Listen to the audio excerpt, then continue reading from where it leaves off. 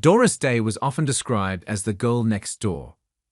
Her stunning looks, coupled with her smile and charm, gave the impression that she was living a perfect life. But that impression was a lie. Doris Day's life wasn't always as sunny as her chipper personality suggested. Day died April 13, 2019 in her Carmel Valley, California home after battling pneumonia.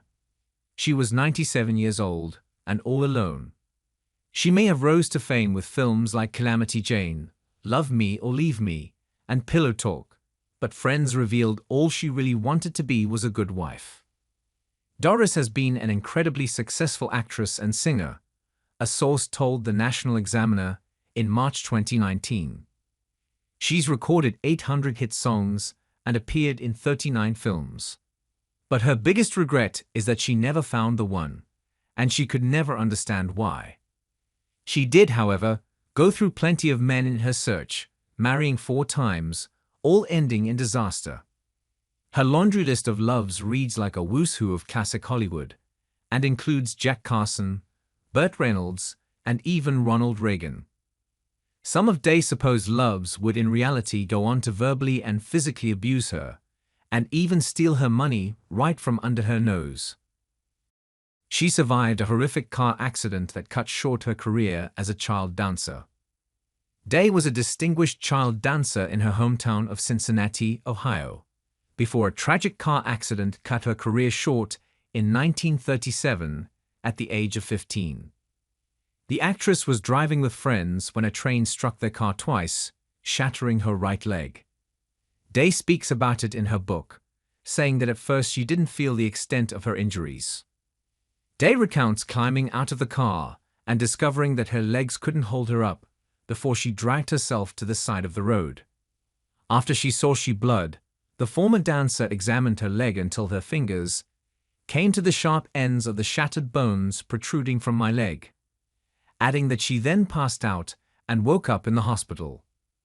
The crash left her bedridden for months while she recovered, but it led to her discovering her singing talent as she sang along to the radio, launching a successful career as a recording artist. Doris Day was incredibly unlucky in love. At 17, she began touring with the Lev Brown Band, leading to Sentimental Journey, the 1945 breakout hit song that launched her career. Day married trombonist Al Jordan in 1941, who at 23 was 6 years her elder after the two worked together in several bands. Day had her only child, Terry, with Jordan. But Day soon discovered that the Jordan she fell in love with was not the man she married. What had represented to me as love emerged as jealousy, a pathologic jealousy that was destined to make a nightmare out of the next few years of my life, she recalled. The marriage was not a happy one, as Jordan was both abusive and violent. The couple separated in 1943, and Jordan later committed suicide. By 1946, Day was married again, this time to saxophonist George Weidler, but that marriage didn't last long, as they were divorced within 3 years. A third marriage left her in debt. In 1951, it seemed she had finally found true love, when she said, "I do" to independent film producer Marty Melcher. He would become her personal manager and produced many of her most successful films. He also adopted her son Terry, and the marriage lasted until his sudden death from a heart attack in 1968. After his death, however, she discovered Melcher and his business partner, Jerome Rosenthal, had left her with nothing and committed her to several TV appearances, including The Doris Day Show. Day was eventually awarded over $22 million for fraud and malpractice. Jerome Rosenthal left her deeply in debt. In February 1969, Day filed suit against Rosenthal, and later won her fortune back, and then some. 4th time's the charm. Still, she refused to give up on the idea of true love, and in 1976 married restaurateur Barry Comden, who was 12 years her junior. They divorced in 1981.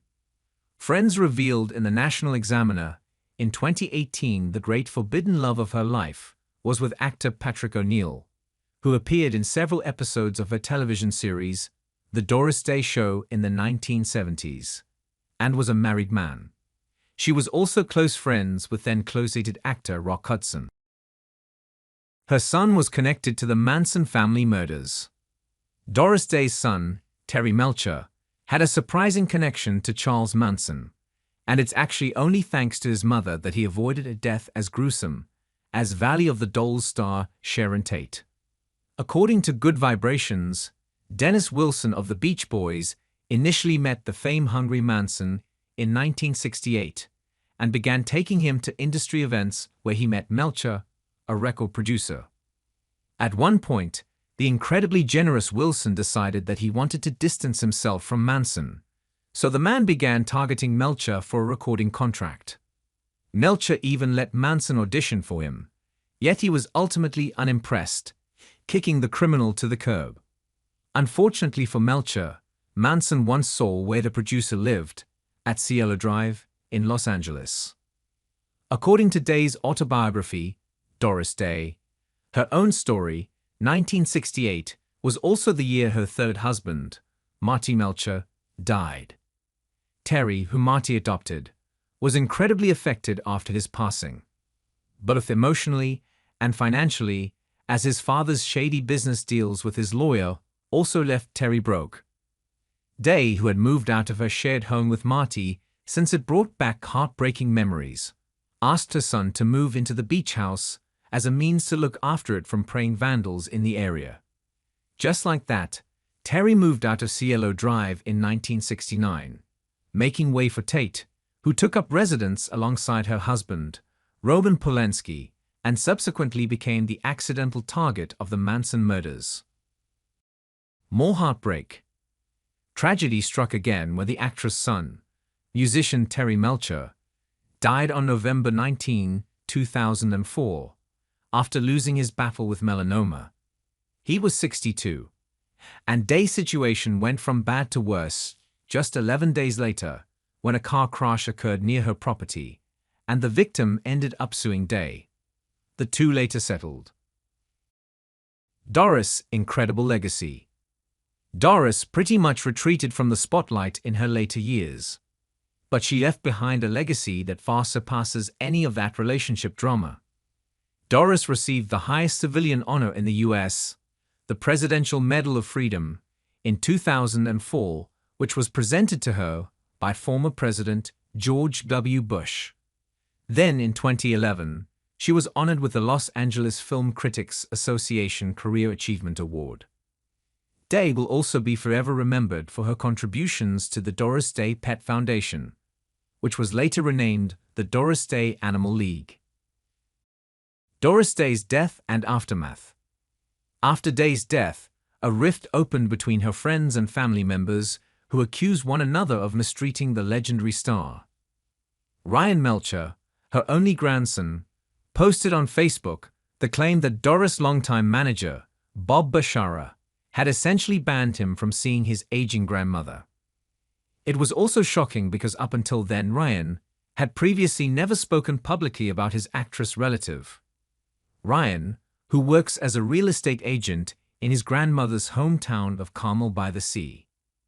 California also made the claim that Bashara had pushed out board members of his grandmother's Animal Rescue Foundation and replaced them with his own family members.